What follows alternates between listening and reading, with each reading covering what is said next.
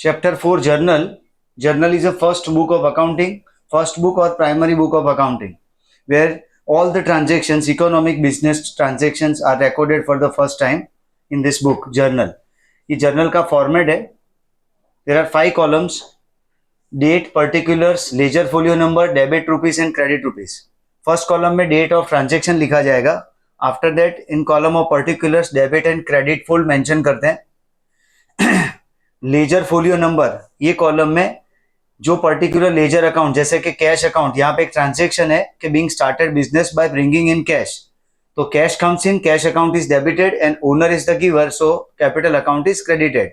Writing format इस तरह से, कैश अकाउंट डेबिटेड के लिए डीआर यहाँ पे एंड में लिखना है और टू कैपिटल अकाउंट एलएफ के कॉलम में कैश अकाउंट और कैपिटल अकाउंट पर्टिकुलर कौन से पेज नंबर पे है, लेजर फोलियो नंबर यानी लेजर में कौन से पेज पे ये दो पर्टिकुलर अकाउंट है, ये मेंशन किया जाता है. डेबिट रुपीस, यहाँ पे डेबिट में जो अकाउंट डेबिट हुआ उसके अमाउंट और क्रेडिट कॉलम में जो क्रेडिट हुआ है उसकी अमाउंट आएगी. फर्स्ट बुक है, प्राइमरी बुक है, बुक ऑफ ओरिजिनल एंट्री है. यहाँ पे सारे transaction date wise chronological order में 1 अप्रैल टू 31 मार्च के लिए रिकॉर्ड किए जाते हैं. यहाँ पे हम पहले 3 अलग अलग टाइप के क्वेश्चंस चेक करेंगे, टाइप वाइज जा रहे हैं. जैसे ये वर्किंग नोट 1 फर्स्ट टाइप में ओनर बिजनेस ट्रांजेक्शन है, यानी ओनर और बिजनेस के बीच में किस तरह के ट्रांजेक्शन होते हैं. ओनर और बिजनेस में डेट, यहाँ पे रिसीवर और गिवर के फॉर्म में ओनर अपना रोल प्ले करता है. कुछ भी कंट्रीब्यूट करे owner, any investment made by the owner to the business is termed as capital and anything withdrawn by the owner from the business is known as drawing. तो capital contribution इतनी तरह से owner कर सकता है. Cash contribute कर सकता है, बिजनेस के बैंक अकाउंट में पैसे डाल सकता है, पर्सनली जो उसके पास गुड्स है वो ट्रांसफर कर सकता है बिजनेस में, कोई पर्सनल रिसीवेबल अमाउंट ट्रांसफर कर सकता है, खुद की कोई पर्सनल एसेट बिजनेस में कंट्रीब्यूट करता है, या तो बिजनेस का कोई एक्सपेंस अपने पर्सनल फंड से पे करे. तो ये सारे अकाउंट डेबिट होके कैपिटल अकाउंट क्रेडिट होता है, क्योंकि in all this situation owner is the giver. Owner जब रिसीवर बनता है तो ड्रॉइंग्स अकाउंट डेबिट होता है, डेबिट द रिसीवर के हिसाब से. कैश विड्रॉ कर सकता है, बिजनेस के बैंक अकाउंट से विड्रॉ कर सकता है. बिजनेस में से गुड्स विड्रॉ करे तो टू परचेस. बिजनेस में कोई लायबिलिटी उसकी पर्सनल ट्रांसफर करे, यानी कोई उसका पर्सनल ऑब्लिगेशन बिजनेस में से पे करना पड़े तो आएगा टू क्रेडिटर्स. बिजनेस में से कोई एसेट टेक ओवर करेगा तो टू एसेट. बिजनेस की कोई इनकम अगर वो डाइवर्ट कर रहा है पर्सनली अपने पास तो यहाँ पे आएगा टू इनकम. इस तरह से ये ओनर बिजनेस ट्रांजेक्शन के ऊपर ये फर्स्ट वर्किंग नोट है और यहाँ पे ट्रांजेक्शन है. नरेशन से हम ट्रांजेक्शन्स को समझेंगे. Narration is short explanation of transaction, वो कंपलसरी जर्नल एंट्री के बाद लिखना है. ट्रांजेक्शन को स्प्लिट करने के लिए नरेशन के बाद एक हॉरिजॉन्टल लाइन प्लेस करेंगे. ये लाइन सिर्फ पर्टिकुलर्स के कॉलम में होगी, एलएफ और डेट के कॉलम में लाइन हॉरिजॉन्टल लाइन नहीं जानी चाहिए. ये लाइन से हम दो ट्रांजेक्शन को स्प्लिट करेंगे. अब यहाँ पे जो नरेशन है, नरेशन में ट्रांजेक्शन का क्वेश्चन यानी कि सेंटेंस दिया गया है, उसके बेसिस पे हम एंट्री ड्राफ्ट कर रहे हैं. फर्स्ट ट्रांजेक्शन है, पहले तो यहाँ पे year 2014 Jan 1 transaction is being started business by cash, goods, furniture and debtors. 4 चीज ओनर लाया है और लाके उसने बिजनेस स्टार्ट किया है, तो what ever comes in it is debited. So cash comes, stock of goods comes in 10,000 debited, cash comes in, so cash account debited 15,000, furniture comes in 5,000 debit, personal receivable comes in 10,000 and owner is the giver. Owner is the giver, so capital account is credited. Capital account is credited by total 40,000. Next transaction में being personal car sold for 80,000 and out of that 50,000 brought into the business. Personal car 80,000 में बेच के 50,000 contribute किया है, तो business view point से cash comes in is 50,000 and owner is the giver 50,000. हमें cell of asset की जो वैल्यू है 80,000, it's none of our business, only 50,000 is contributed towards business, so 50,000 से एंट्री पास की जाएगी. नेक्स्ट ट्रांजेक्शन है कि being withdrawn from bank for personal use. Business के बैंक अकाउंट में से पर्सनल यूज के लिए विड्रॉ किया है, तो बिजनेस का बैंक बैलेंस रिड्यूस होगा और owner is the receiver, so drawings account debited to bank account 1,000. Then income tax refund is received. Income tax refund, अब कोई भी टैक्स अथॉरिटीज के साथ जब पेमेंट करते हैं तो चेक से, और रिफंड आता है तो वो भी चेक से होता है. इनकम टैक्स अगर पे किया जाए तो इनकम टैक्स पर्सनल एक्सपेंस है. If it is paid from business personal expense paid through business bank account, तो एंट्री होती है ड्रॉइंग्स टू बैंक। और वही इनकम टैक्स का अगर रिफंड आता है तो बैंक थ्रू आएगा, इसलिए bank account increases, bank balance increases, bank account debited and owner is the giver, so capital account is credited. यहाँ पे केस इनकम टैक्स रिफंड का है, इसलिए एंट्री होगी bank account debited to capital account. Business का bank account increase हो रहा है and owner is the giver, so bank to capital. After that cash and goods withdrawn for personal use, दोनों चीज ओनर ने विड्रॉ किया है, so owner is the receiver, drawings account is debited to cash goes out and to purchase account because goods withdraw किए गए। यहाँ पे 400 रुपए का cash and 1000 rupees is goods withdrawn, so total drawings made is of 1400। After that being travelling expense of daughter is paid, तो daughter है owner का personal expense हुआ और अमाउंट है 1500, तो drawings account debited, owner is the receiver, daughter के लिए personal expense पे किया गया है तो ओनर का ही एक्सपेंस हुआ ये, drawings account debited, owner is the receiver and cash goes out, so cash account is credited. Date 28, being furniture brought for personal use from Ganga Furniture Mart. Now from business viewpoint, owner is the receiver and that amount is to be paid from business, on behalf of owner towards Ganga Furniture Mart. तो business के लिए owner is the receiver and Ganga Furniture Mart is the giver. So debit the receiver, drawings account is debited and credit the giver, Ganga Furniture Mart account is credited. यहाँ पे furniture का account open इसलिए नहीं होगा क्योंकि furniture business में नहीं आया है, ओनर के पर्सनली उसके लिए गया है, रेसिडेंस पे गया है, इसलिए drawings, owner is the receiver, drawings account debit and Ganga furniture mart is the giver, so that account is credited. After that being life insurance premium is paid by cheque, business के bank account से owner का personal life insurance premium pay किया गया है, owner is the receiver and bank balance decreases और bank is the giver, so bank account is credited. इसके बाद जो नेक्स्ट टाइप ऑफ क्वेश्चन है, इसमें लोन और इंटरेस्ट ऑन लोन का क्वेश्चन है। लोन दो तरह की होती है, एक बोरोड लोन, दूसरा एडवांस लोन।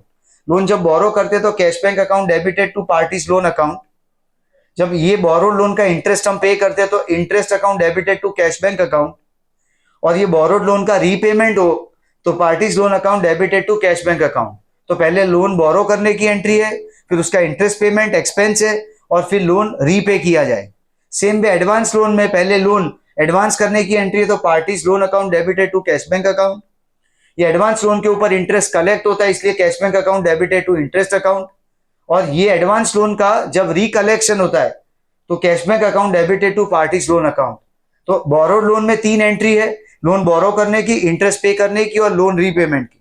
एडवांस लोन में 3 एंट्री है, लोन एडवांस करने की, इंटरेस्ट रिसीव करने की और एडवांस लोन के रिकलेक्शन की। इसके ऊपर ये क्वेश्चन है, नेसेसरी एंट्रीज चेक करते हैं। जैसे फर्स्ट एंट्री में being loan borrowed from Ram, तो जब भी किसी पार्टी के पास से लोन देते हैं या लोन एडवांस करते हैं तो पार्टीज लोन अकाउंट ओपन होता है और with that rate of interest.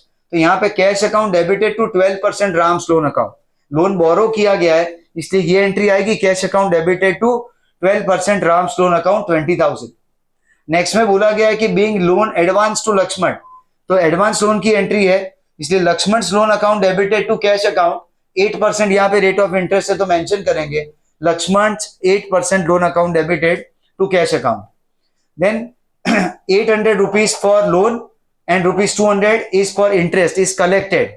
जो एडवांस लोन है उसका 800 रुपया कलेक्ट हुआ है और इंटरेस्ट का 200 रुपए, total 1000 rupees is been collected, so cash account is debited 1000 to Bharat loan account 800 and to interest receive 200। Bharat को जो लोन हमने एडवांस किया था उसका रिकलेक्शन आ रहा है और इंटरेस्ट, ये दोनों चीजें आ रही है, इसलिए Bharat loan account 800 and interest account 200, total amount received is 1000। Next is Sita का जो लोन है उसके लिए और interest, total amount 5400 is paid, 5000 is return to Sita for borrowed loan, जो लोन हमने बोरो किया था उसका रीपेमेंट हो रहा है इसलिए सीता लोन टू कैश, और उसका इंटरेस्ट पे कर रहे हैं इसलिए इंटरेस्ट टू कैश। ये दोनों एंट्री को कंबाइन करके यहाँ पे Sita loan account debited 5000, interest on loan account debited 400, to cash account 5400। After that B interest received from Kaushal on loan lent, जो लोन दिया था हमने कुशल को उसके पास से हमें इंटरेस्ट मिला है 200 रुपए, तो cash comes in, cash account debited and to interest receive 200।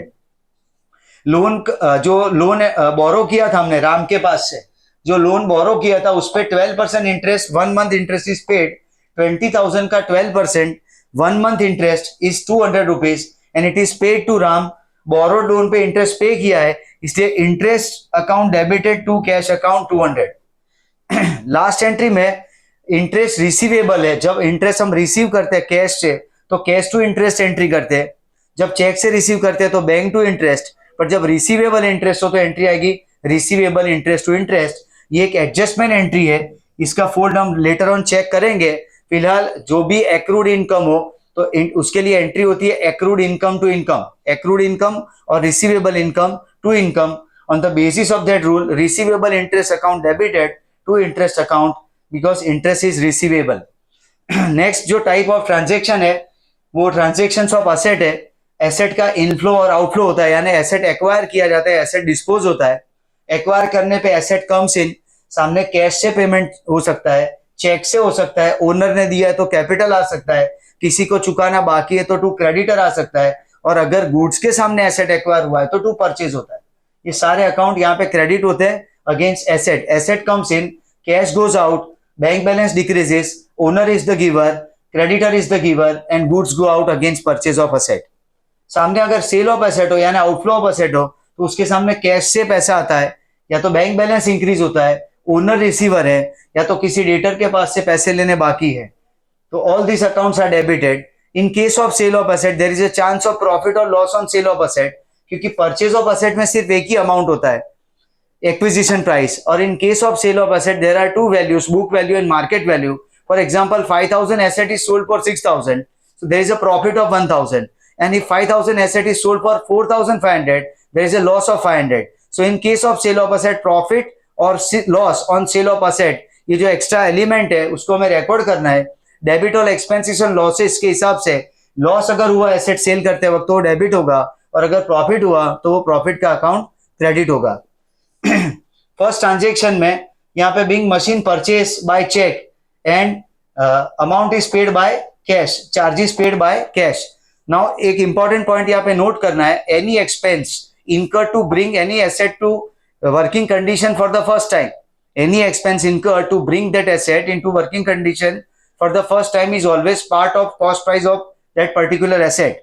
For example 20,000 में कोई एसेट हम खरीदते हैं, 4,000 रुपए उसका इंस्टॉलेशन का खर्चा होता है, तो एसेट की वैल्यू हम बुक में 24,000 रिकॉर्ड करते हैं, ना कि 20,000.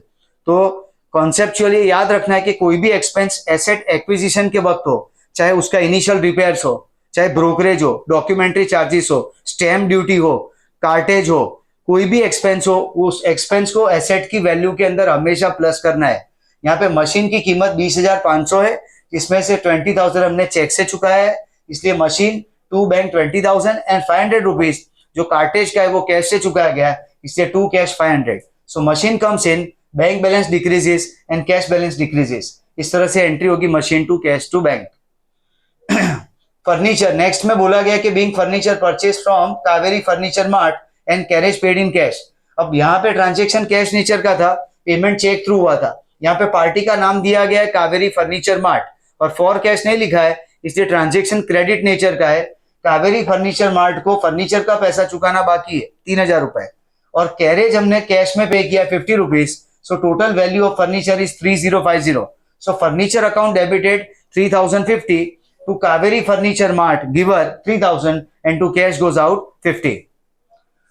उसके बाद being shares of Mahalakshmi mills limited is purchased through check, cheque से खरीदे हैं शेयर्स हमने, शेयर से टोटल 50, शेयर की कीमत है 100 रुपए, ऊपर से 20 पैसा पर शेयर ब्रोकरेज के लिए चुकाया जाएगा, इसलिए एक शेयर की एक्विजिशन प्राइस 100 रुपीज 20 पैसा, 100 रुपए 20 पैसा होगा, तो 100.20 into 50 total amount is paid through cheque is 5010, इसलिए shares of Mahalakshmi mills limited to bank account 5010.